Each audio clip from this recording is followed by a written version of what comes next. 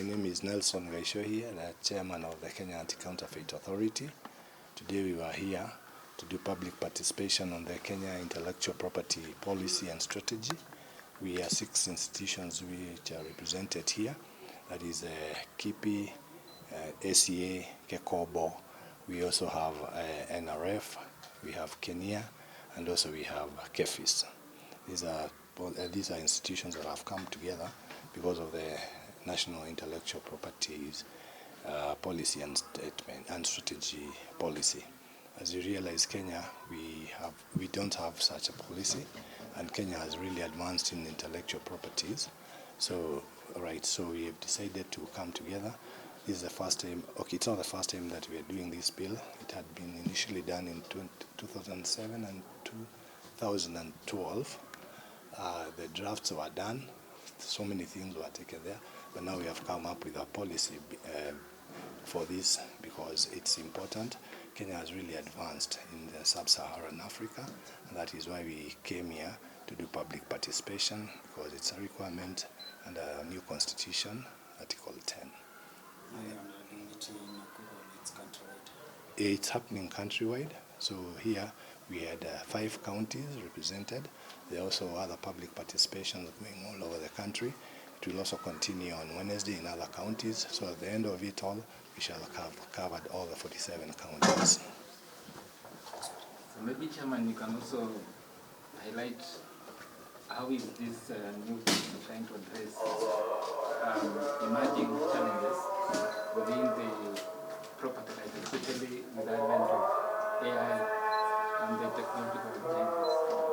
Yeah, this policy, we really want to strengthen intellectual property rights by having a good legal framework.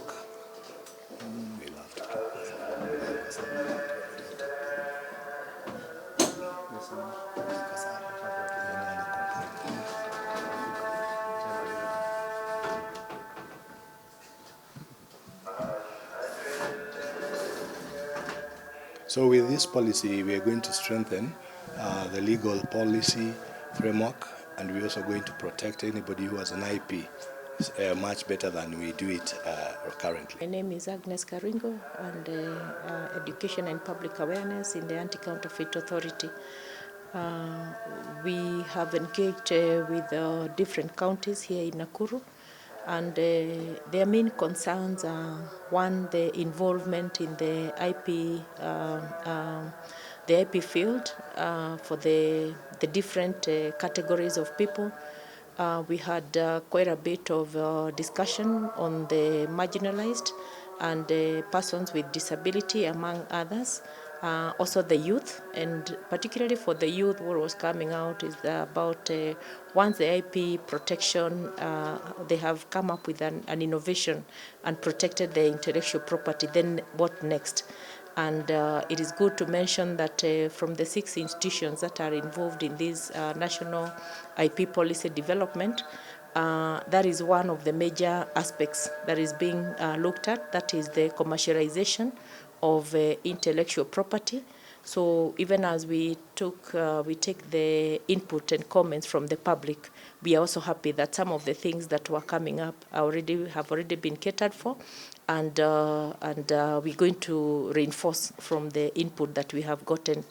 Another main discussion was also about the involvement of counties, the role of counties, and yes, we have taken care of it, but definitely we need to beef up from what we have picked from the participants of today's forum.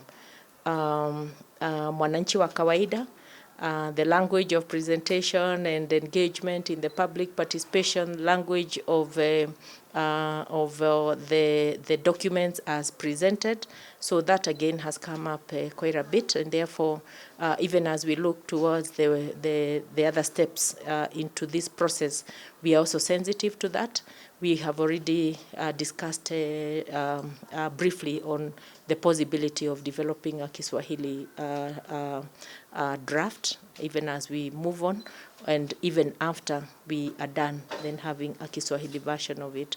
So things that touch on the people on the ground really came up, and without repeating much, the universities, the youth engagement and all that. And maybe what comes out also from this and from the universities is about the technology transfer that has also come up quite a bit. And therefore, I would say generally it was a good and productive engagement. Thank you. Maybe finally, one of the challenges has been enforcement of these rights. And so, to some extent, it costs businesses, individuals, a lot of resources. As institutions around the protection of these rights, what has been captured to ensure that you tighten those enforcement framework? One of the major aspects of looking at it is from the addressing both the demand and the supply. And if we're able to get the stakeholders throughout all the sectors and in the different at the different levels well educated, then definitely once one has been empowered with that, then they're also able to avoid either selling or even buying counterfeits. So that soft aspect of addressing the business community being affected has been addressed within this policy. Yes, we are undertaking a lot of education and public awareness activities across the various institutions, but once we have a unified one, then as addressed in the policy, then definitely we are able to get the people in a better way. We are able to empower them differently. We are able to empower even through the education system, which is part of the policy that, yes, we would want to get to the different levels of the education system so that we begin by inculcating that respect for intellectual property. And when now we go to the enforcement side, then we are already dealing with people who are well informed and well empowered. Of course, the enforcement, the reinforcing of what Anti-Counterfeit Authority and others who enforce, like the Kenya Copyright Board, are already doing. So we've also addressed that. More of interagency coordination and collaboration. So that is also addressed within the policy. And it is envisaged that once this policy goes through and we're able to put together the structures, then the enforcement would definitely be reinforced, and we're able to deal with it in a different way and in a better way to serve the country. Hamarĩtwa njĩtagwo Agnes Warigia wa Baringo, na ndutaga wĩra na rũhonge rwa Anti-Counterfeit Authority, ĩrĩa arĩyo kĩũngano gĩa thirikari kĩrĩa kĩhũranaga na indo iria kwa tũkĩaria lugha ya mwananchi harĩa thĩ tugaga nĩ indo fake kana nĩ indo cia mĩhianano, indo iria ikoragwo igĩũka ikobetio rĩngĩ marĩtwa marĩa marahũthĩka, mũndũ akahũthĩra rĩtwa rĩtarĩ rĩake, na ũcio nĩguo wĩra witũ. Mũthenya wa ũmũthĩ twĩ gũkũ kaunti ya Nakuru tũnyitanĩte na angĩ o a thirikari arĩa nĩo metagwo KEPHIS kana Kenya Industrial Property Institute, twĩna arĩa maroraga ũhoro wa nyĩmbo na maũndũ ma kwandĩka arĩo Kenya Copyright Board KECOBO, twĩna arĩa maroraga ũhoro wa mbegũ citũ na nĩo KEPHIS, na nĩ tũrĩ na angĩ metagwo National Research Fund na Kenya National Innovation Authority arĩa marutaga wĩra ũhoro wa icio innovations. Rĩu mũthenya wa ũmũthĩ tũkĩte nĩ ũndũ wa kĩrĩa tũreta draft national IP policy. Ũguo nĩ kuga ikundi ici ithathatũ ndagweta nĩ tũnyitanĩte na tũkandĩka ibuku rĩrĩa rĩgũkorwo rĩgĩtũtongoria thĩinĩ wa bũrũri witũ maũndũ ma intellectual property ĩrĩa twĩtaga akilimali kana ũgĩ ũrĩa ũkoragwo umanĩte na mũndũ, no ti ũgĩ ũngĩtuĩka kana tũkauga nĩ kĩndũ kĩrĩa mũndũ angĩkorwo nĩ weciria na wathondeka kĩndũ na kĩndũ kĩu gĩgakorwo kĩna value yakĩo, no ti kĩndũ ũngĩhota kũnyita, tugaga ti kĩndũ tangible, na nĩcio twĩtaga intellectual property.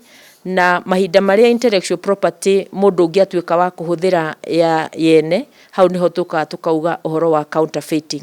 Riu muthenya wa umuthi ni tugukite kwaraniria na aikari a Nakuru na account iria cinyitanite nigetha tu mahote gutuhe mawoni mao iguru ria ibuku riri twandikite, na ti ibuku ria guthoma o uguo, ni ibuku ria gututongoria ta bururi uria tungihota gukuria uhoro wa intellectual property thiine wa bururi witu. Ni turi na aini aingi ingiheana muhanano, ni turi na andiki aingi a mabuku, ni turi na andu a biashara makoragwo mena brands ciao iria mathondekete na igakorwo ikihuthika na njira iria ringi itagiriire, kana magakorwo matirona umithio wega kumanagia na indo icio mathondekete. Koguo turaraniria na muingi nigetha tuhote kumenya mawoni mao ni atia tungika nigetha maundu maya ma intellectual property thiine wa bururi witu matuike ma kwagirira makiria na tutuike a kumekira ibuku-ini riri rigukorwo rigitutongoria.